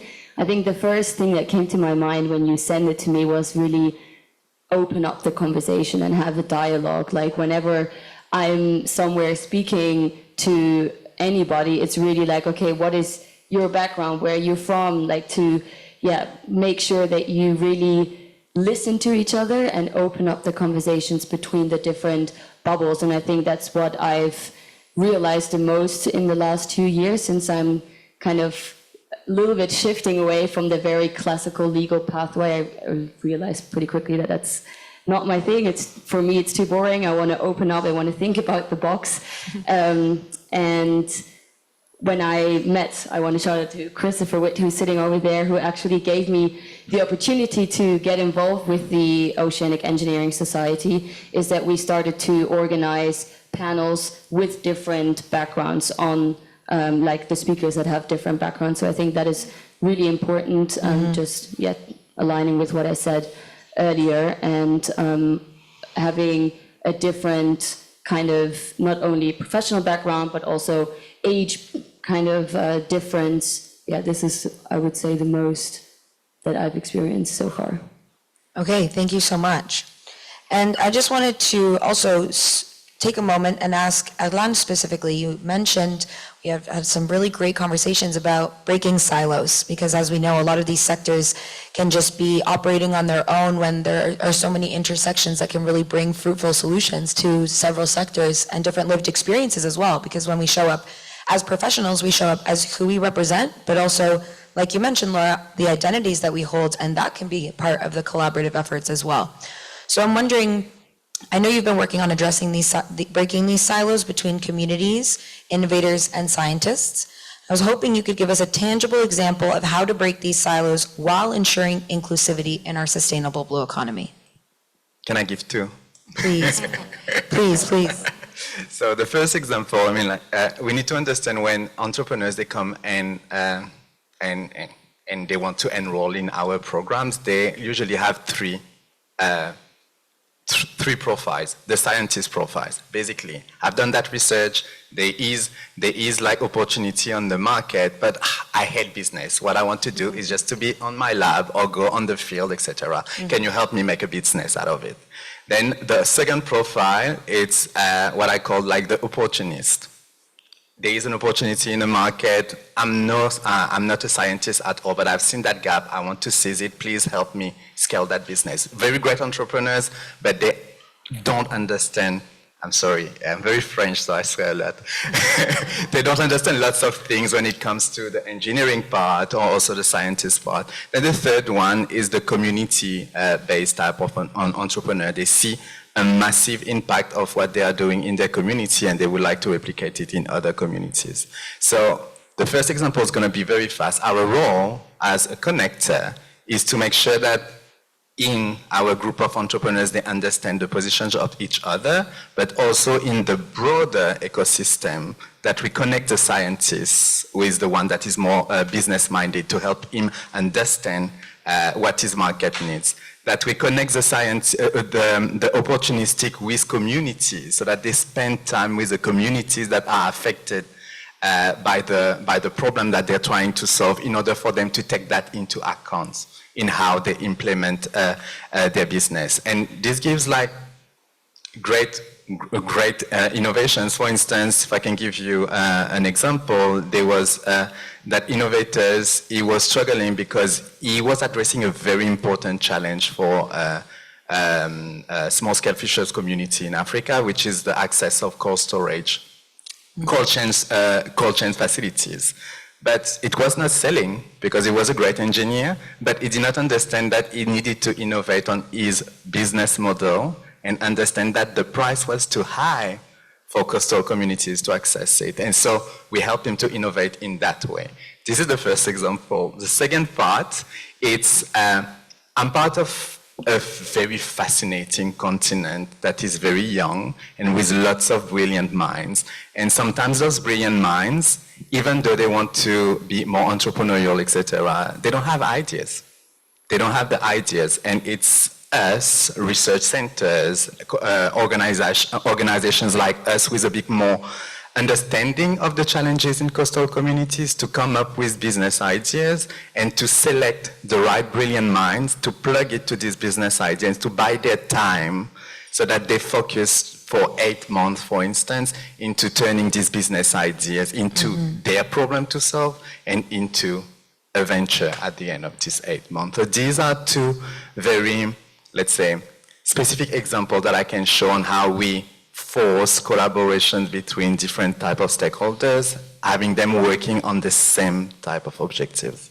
I think that's so brilliant because it really, you see, depending on where people have spent the majority of their career and what sector they've been in, how they frame results, how they frame success, how they frame what it is that they're getting out of their projects. But like you mentioned, sometimes there needs to be that economic incentive or there needs to be that social benefit that's missing. And it's just because of that lack of experience and that lack of multi-sectoral experience that really makes the solutions fall short and the programs fall short at the end of the day. And as you mentioned as well, sometimes that comes at the expense of communities and of the very people that these projects are impacting. So thank you so much for that intervention. Alan. I know we mentioned a little bit that Alan is focusing on SDG 14. We all know that SDG 14 is the most underfunded SDG of all of the SDGs, so hoping that that changes in the next few years. But I was hoping you could tell us a little bit more about SDG 14. It is life below water, for those of you that don't know. And we're wondering, how can we shift the way that it's seen? How can we shift this narrative of how people are perceiving SDG 14? Thank you for the question. As an oceanographer, of course, I think SDG 14 the most important, right? So, no, this is a joke because we're not biased at all. Yeah. But what I mean is that I totally agree with you. I believe that this is the one that we must see most advances for the next years. For funding or for activities, anything we have to see advancing in this SDG. But I believe that there is still a bubble that is centered in academics when we are talking about ocean and life below water. So we have to break it. This is something that's very important. There is one example, there are 10 targets under this Sustainable Development Goal. And the first one that suggests that we reduce pollution, including plastic pollution. It's something that the society realizes the problem, we identified, is well perceived, but there's not a consensus of what would be a baseline or what would be the ideal amount of plastics that we could find in a certain area. So this is something that comes up, that we in the academia, we are still trying to find what is this baseline. So we have the society realizing the problem, but we don't have indicators for that yet.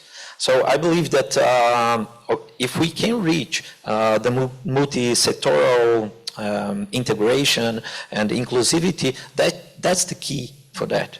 But in my opinion, we only reach that when all the sectors see the big picture and their roles on that.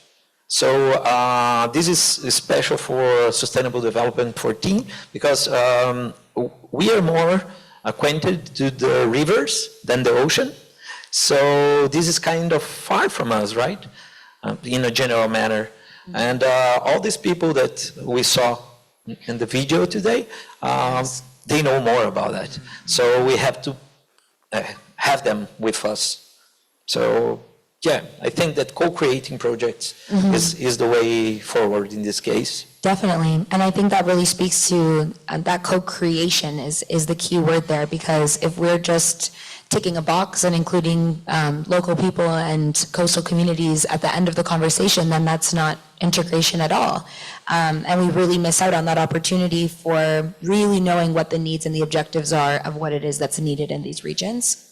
And I'm just wondering if there's another sector that you'd like to highlight that you feel maybe isn't engaging enough with SDG 14, or that you really see as a missed opportunity for strength that they can bring to achieving that goal.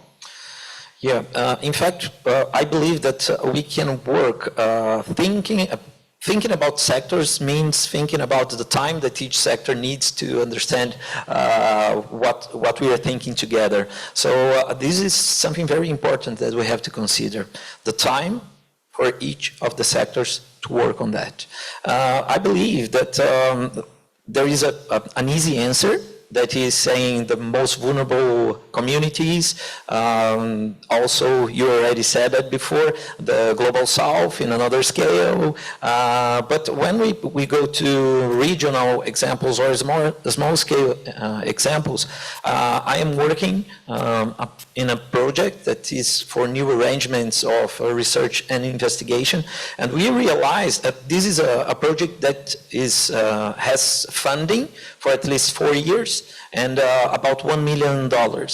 So while I was talking about time, normally when we are writing for a call or when we are trying to work within a project or creating a proposal, normally we are rushing. We have to attend the time, we have to write as the funding asks. But is that the time that the ones that I want to have on board the same? Or sometimes I just tick a box, right? So now in this project we are having the time for working on that. So Fundação Araucária, that is the institution that even paid my ticket to come here, and it's working in this line, like saying, all right, you have time to do that. We have the funding and create it. So let's go. You have the opportunity for that. So when we're talking about this inclusivity, I think that when you have academics engaged, when you have the government giving fundings and understanding that each group has its time, and also the communities, the vulnerable communities taking part of the process on their time, then we can reach this, inclusivity. And there is another difference in this project, is that we also have the private sector with us. So they are already developing some initiatives there, and they are also interested that this moves from a more, I don't know the correct word in English, but more assistentialist, or that you give the things that you think that the community needs, shifting to what they really need. So, what they really need? We know? No, right? Of course. And I think that's also really key. I noticed that particularly in multilateral environments, we really coin this vulnerable communities term, and it's quite literally the opposite. You know, I think that it really can lead to this perception of a white savior complex, that these communities need to be saved. But these communities have been taking care of our ecosystems and our economies much longer than we have, and much better than we have as well. So it's really key to say this isn't an inclusion of these communities because they need us. This is an inclusion of these communities because the solutions that we've come up with so far have not been enough and have not been inclusive enough to achieve the results that we're looking for as quickly as we need them to happen. So I think that that's really key, that it's being shifted in how that's being done. It's very different what you say versus what you do, but also reframing the narrative when you're approaching these communities. You're not saving anyone. You need them for your solution or your project or your program to be successful. And that should just come from a place of basic respect, I believe, as well. Thank you so much. Antonella. So we spoke a little bit in the last panel about funding, but Antonella, I'm really curious, what is needed to change the way funding intersectional cooperative works in terms of championing intersectorality?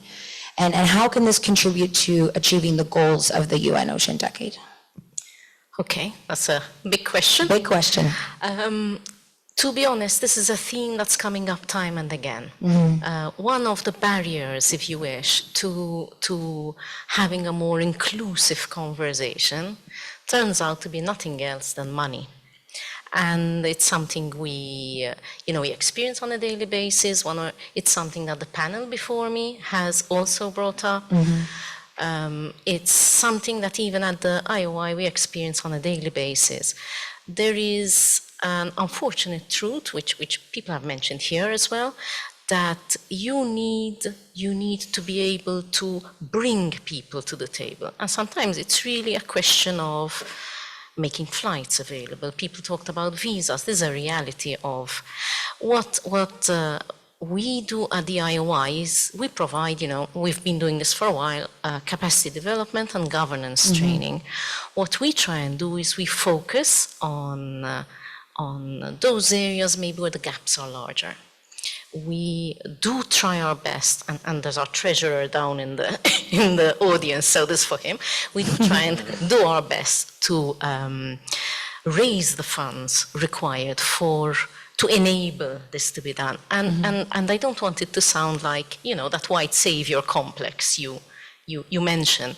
But I truly believe that unless I'm such a strong believer in making opportunities available, making education available, making networks available, putting people in touch with each other.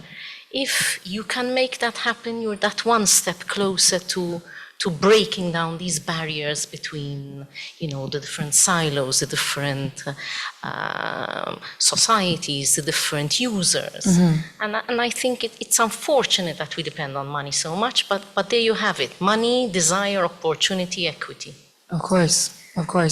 And I'm just curious, we had some really great conversations when we brought up this funding topic, specifically about the mandate and this structure behind a lot of funding where you need to mold your program, mold your project to these very, very specific objectives of those organizations, and how to navigate that when you're not fitting into just one box or you're not fitting into just one goal and we're not really championing that intersectionality or intersectorality that we're looking for. So just curious what you think is really missing when it comes to funders and how they can integrate this a little bit better or champion this recognition of intersectionalism.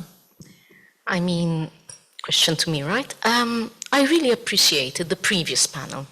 I listened to it very carefully because it brought to our direct attention a lot of issues which unfortunately, sometimes maybe they're not as visible as they should be. This is something I always like to say, equity before equality. And really hearing those voices more often, I like to dream that it will bring the change we need even in funding, in the attention of funders. I mean, it's a very unfortunate truth that funders do have their own agenda. Of course. Whether they're big funding agencies, say like the EU, whether they're small family philanthropies, they have their own criteria, their own agenda, which are sometimes not necessarily always fulfilling the huge lacuna, that huge need that's out there. So I think more visibility of the stories, I would like to hope that has a trickle-up effect.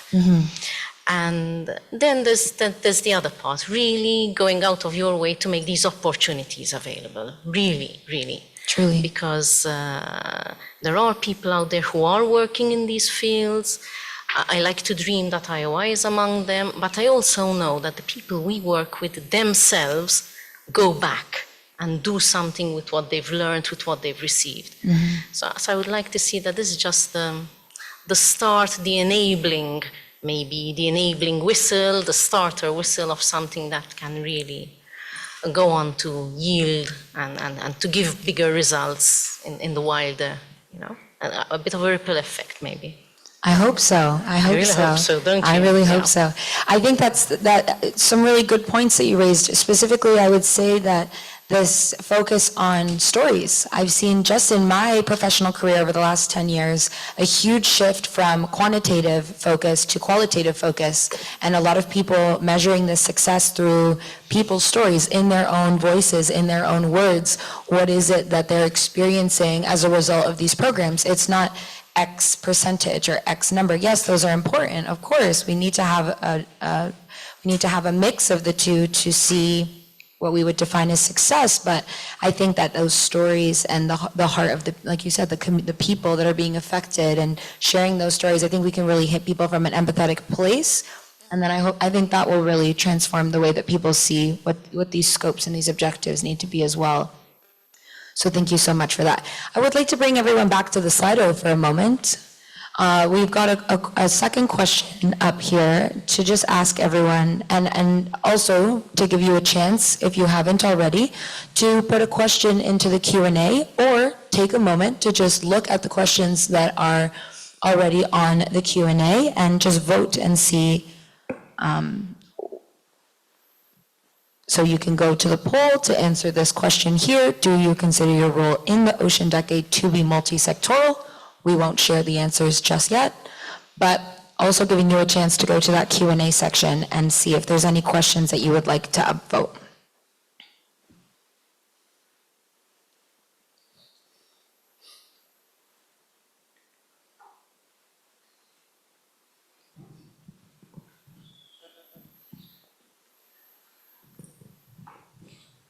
So maybe we'll go to the results now.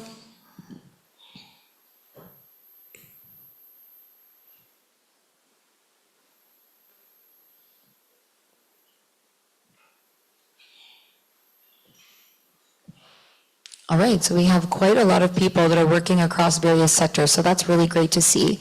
We've got about 10% of you that only work in one sector, but maybe even those of you that work across multiple sectors haven't really, well, I think it's still quite difficult to quantify and to really implement this intersectionality. So I'm just going to go to the Q&A to see if we've got anyone using the Slido here, but we can also see if there's any question just from the audience. So maybe we'll just go back to those results in the polls, or even just back to our side. Are there any questions in the audience for any of our panelists today?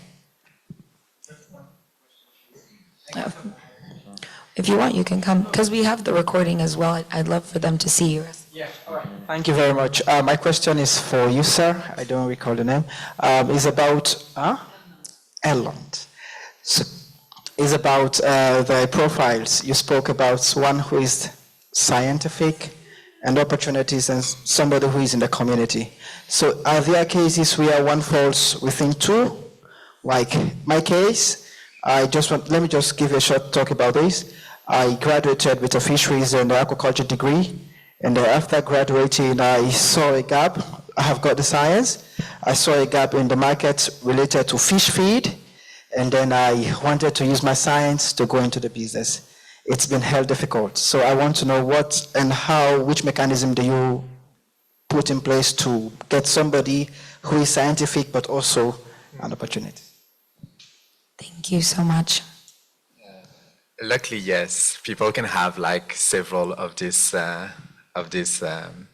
profiles. It was just in order to, let's say, put an image on like the categories of entrepreneurs that I said that. But yeah, you can mix several of these profiles, and I would say the first thing, and then we can have a conversation after that, it's not doing it alone. I mean, you need someone to work with you on your business before you come and reach out to me. This is the first thing. And honestly, in order for people and innovators to enforce that, currently I'm telling them if they are alone working on their business, I don't want them in my in my program, because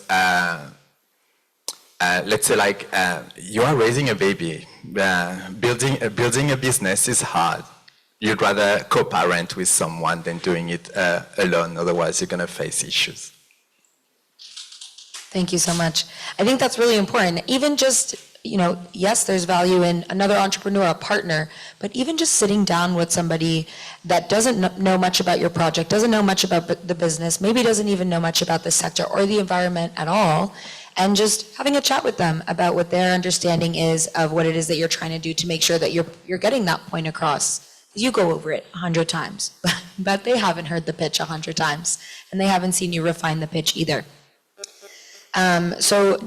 Just a last question here for our panelists. Maybe we'll get just one or two of you if you're called to answer, and then we will give you just a moment for any concluding statements that you'd like to make. So finally here, I would just like to ask, going back to this, considering anyone in the room's role to be multi-sectoral, I'd like to offer the panelists an opportunity to provide advice for anyone here that feels that their solution or organization or program or project, if it's not intersectoral or they're noticing it's not intersectional, it's not integrating diverse sectors or diverse stakeholders, if it's lacking in inclusivity, what advice do you have for them? Is anyone feeling really called? Antonella, please. Over the years, I've become a big believer in the power of communicating and the power of networking, really to maybe help define common aims and goals. We come to this from an ocean governance sector, so definitely no business experience here. It's not business advice. But always I think the power of dialogue, the power of connection, the power of understanding each other, and someone in the earlier panel mentioned listening. I think that that's a big clarifier. It's a big teacher, experienced teachers. So that would be my advice. It tallies a bit with what you said now. But yes, dialogues, networks, exchange. I think that's incredibly important.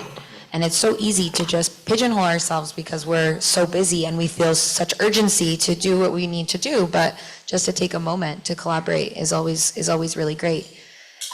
Laura? Yeah, just to add what Antonella said, I think there's hardly any project that is just in one sector. I think every single one of us, even though it's not, you wouldn't call yourself multi-sectoral, you would work with people that are from a different background than yourself. So I think that is really important to take into account. And like we've echoed a lot, that dialogue is very important, opening up the conversation is very important. I think another thing that we should definitely consider is if you plan a project, you need funding or you need a permit or whatever it is your project needs, is try to bring these people in from the beginning and not wait until it's too late, for example, or you don't know how to do any, like, for example, a permit, like from a legal perspective. I hear that a lot, that people tell me that, oh yeah, policy is important and this, like, I don't know how to deal with this legal issue or something. Don't wait, but don't hesitate to reach out to people. I think that is really important. No, I completely agree. And I think there's a really key point there that you're reminding me of, which is just that when we are to engage with these communities and open up this dialogue, it's also important to do a little bit of research about that group that you're reaching out to. A lot of youth organizations, but there's many other intersections that will have very specific asks. They've put out reports. For example, in Canada, many Indigenous groups have put out reports on their needs and what barriers they're facing and what type of funding they're lacking and what type of resources they're lacking. But people will continuously go to these communities and ask them from scratch, how do I help? How do we integrate? No. Do a little bit of research in advance on who it is that you're reaching out to, particularly if it's a marginalized community or an intersectional group that's facing multiple identities. And just make sure that that background is being done so that when you do reach out, it can be collaborative in nature and it's not you asking them for unpaid labor to educate you on what it is that you're asking for them for. And also so that strategically and diplomatically, you can align your objectives a little bit beforehand with what it is that they're looking for and show them, I would like this to advance your community. I'd like for this solution to advance for you as well, for this to be important to you, not just for it to be important to us. So I wanted to just add, Alan, please. Yeah, I would like just to add to what you said, because I believe that sometimes when we think about multi-sectoral, we don't think it as a teamwork, that some have one role, the others have another role. We normally think that everybody has to be involved all the time. But when we realize that we can share responsibilities, we can learn from each other, I think that's key also for the multi-sectoral inclusivity, because we don't know how much each one can contribute to a project till we give the power, or we allow them to give us what they can give, and the same for us, you know.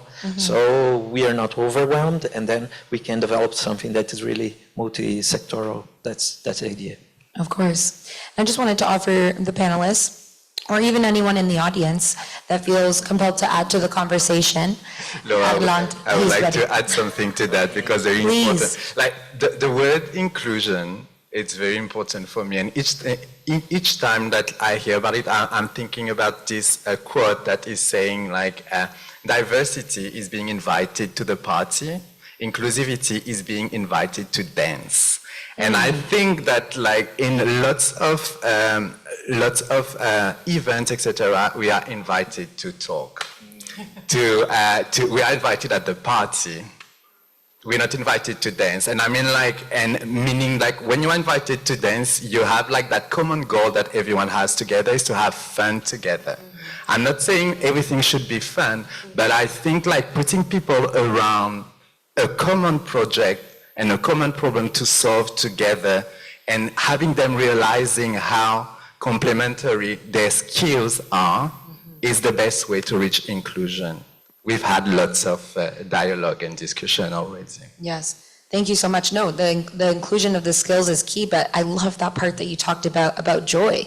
We are faced, we spoke a little bit earlier today about that climate grief and that burden and that climate anxiety that can come up, and many people in this sector are facing, even just burnout and feeling, you know, this lack of creativity and innovation. But through this collaboration, through these conversations, we can tackle this and find joy in these solutions, and not just constantly feel that pressing urgency, and instead take a moment to enjoy the creativity, enjoy the innovation, enjoy the rest.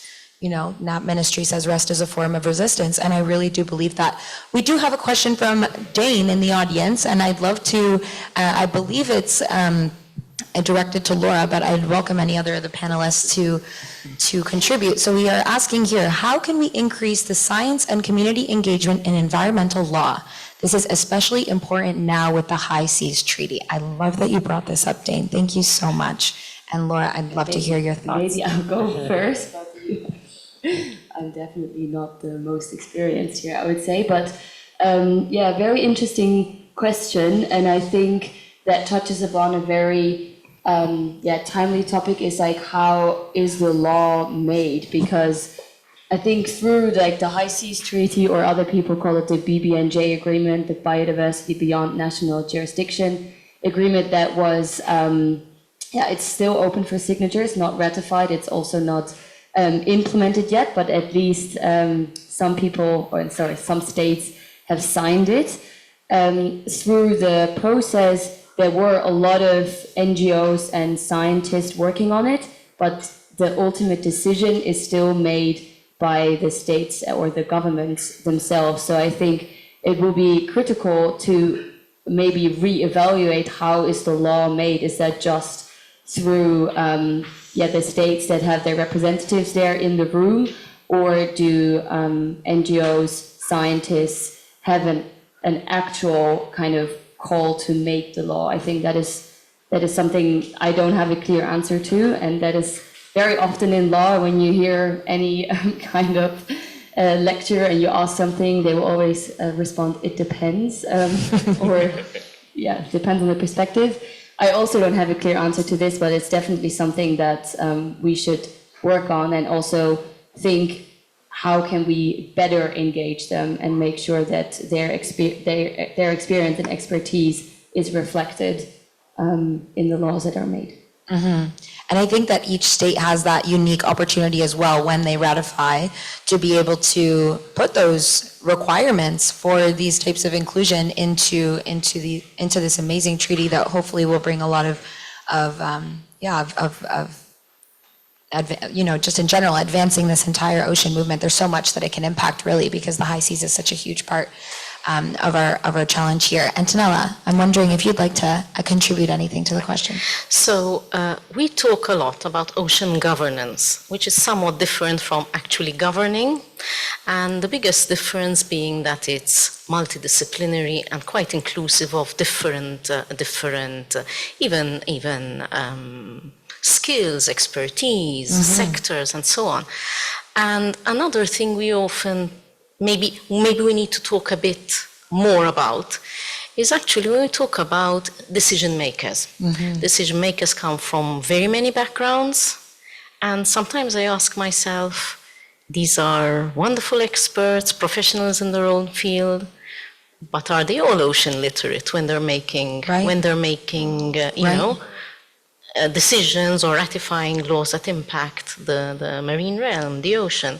So just two thoughts I'd like to put out there. The importance of a governance mindset, which encompasses a number of disciplines and brings them together to get full and final oversight, and the idea that literacy is really needed at all levels, including at very high decision-making and policy-making levels.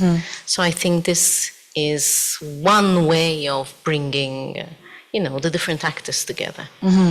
I know in Canada, our Prime Minister has asked all of the ministers to have their own youth advisory council to get some input. So people that are just fresh out of school or just starting out their careers to be able to advise on what they believe should happen. So I think also making sure that when you're in those decision-making spaces or in those offices that we're diversifying what does it mean to be an advisor, who is it that's advising me, and going right back to the beginning of our panel, which I think will go full circle beautifully, not only what sectors do they represent, but also what identities do they represent and how is that contributing to the conversation and the way that this is all being implemented, and kind of bring a little bit more of that bottom-up approach to how decisions are being made. I mean, people can bring so many different strengths to this. You've got the strength of experience versus the strength of innovative or fresh ideas. Yes. And that's just maybe a generational thing.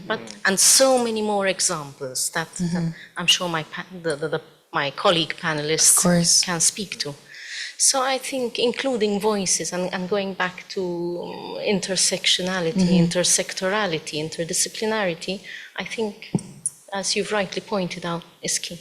Of course, and to not forget that with that rest and that collaboration, we can find that creativity and that innovation that is desperately needed for us to have success in this, hopefully the next few years, because I really hope it doesn't take until 2030 for us to achieve these goals, but slowly but surely we'll put that pressure that's needed. So thank you so much. A round of applause to our panelists here. Thank you so much. Thank you, Laura. Yes, thank you so much. And with that, I'd like to thank you all so much for joining us today. Sochi, if you could join me here at the front. Muchas gracias a todos. Merci beaucoup à tout le monde pour nous joindre. And I would like to just another big round of applause for both of our panels and all of our amazing panelists that have joined us today.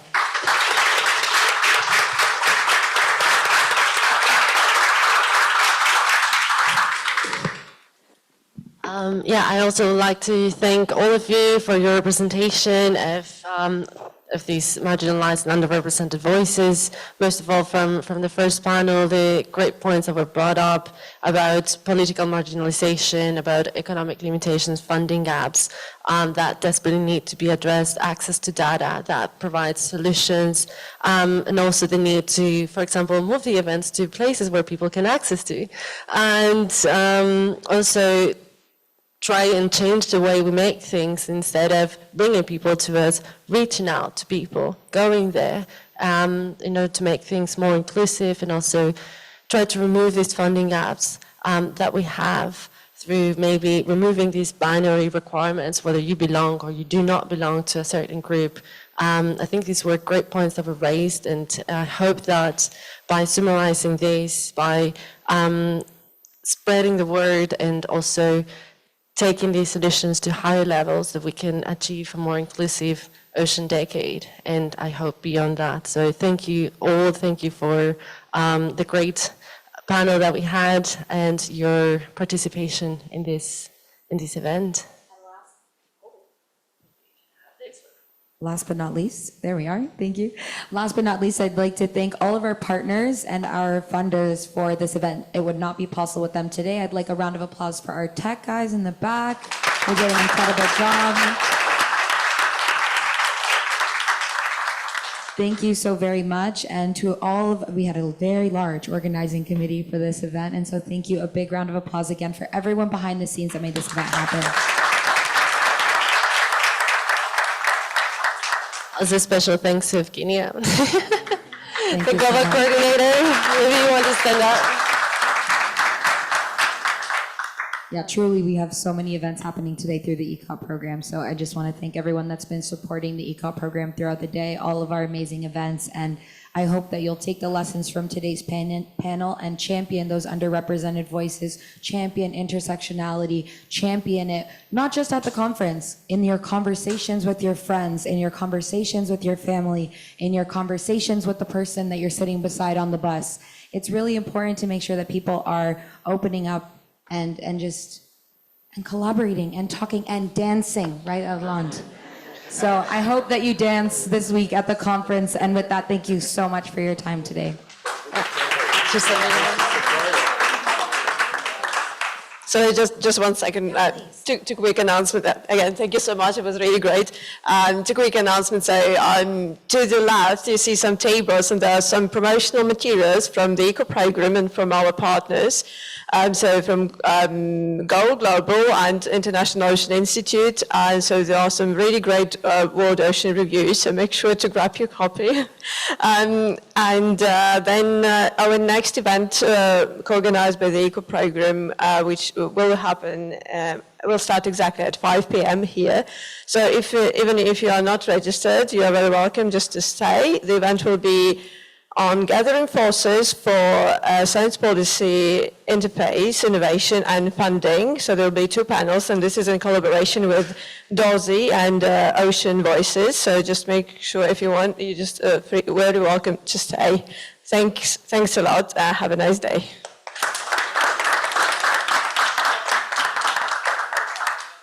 Thank you. Great job.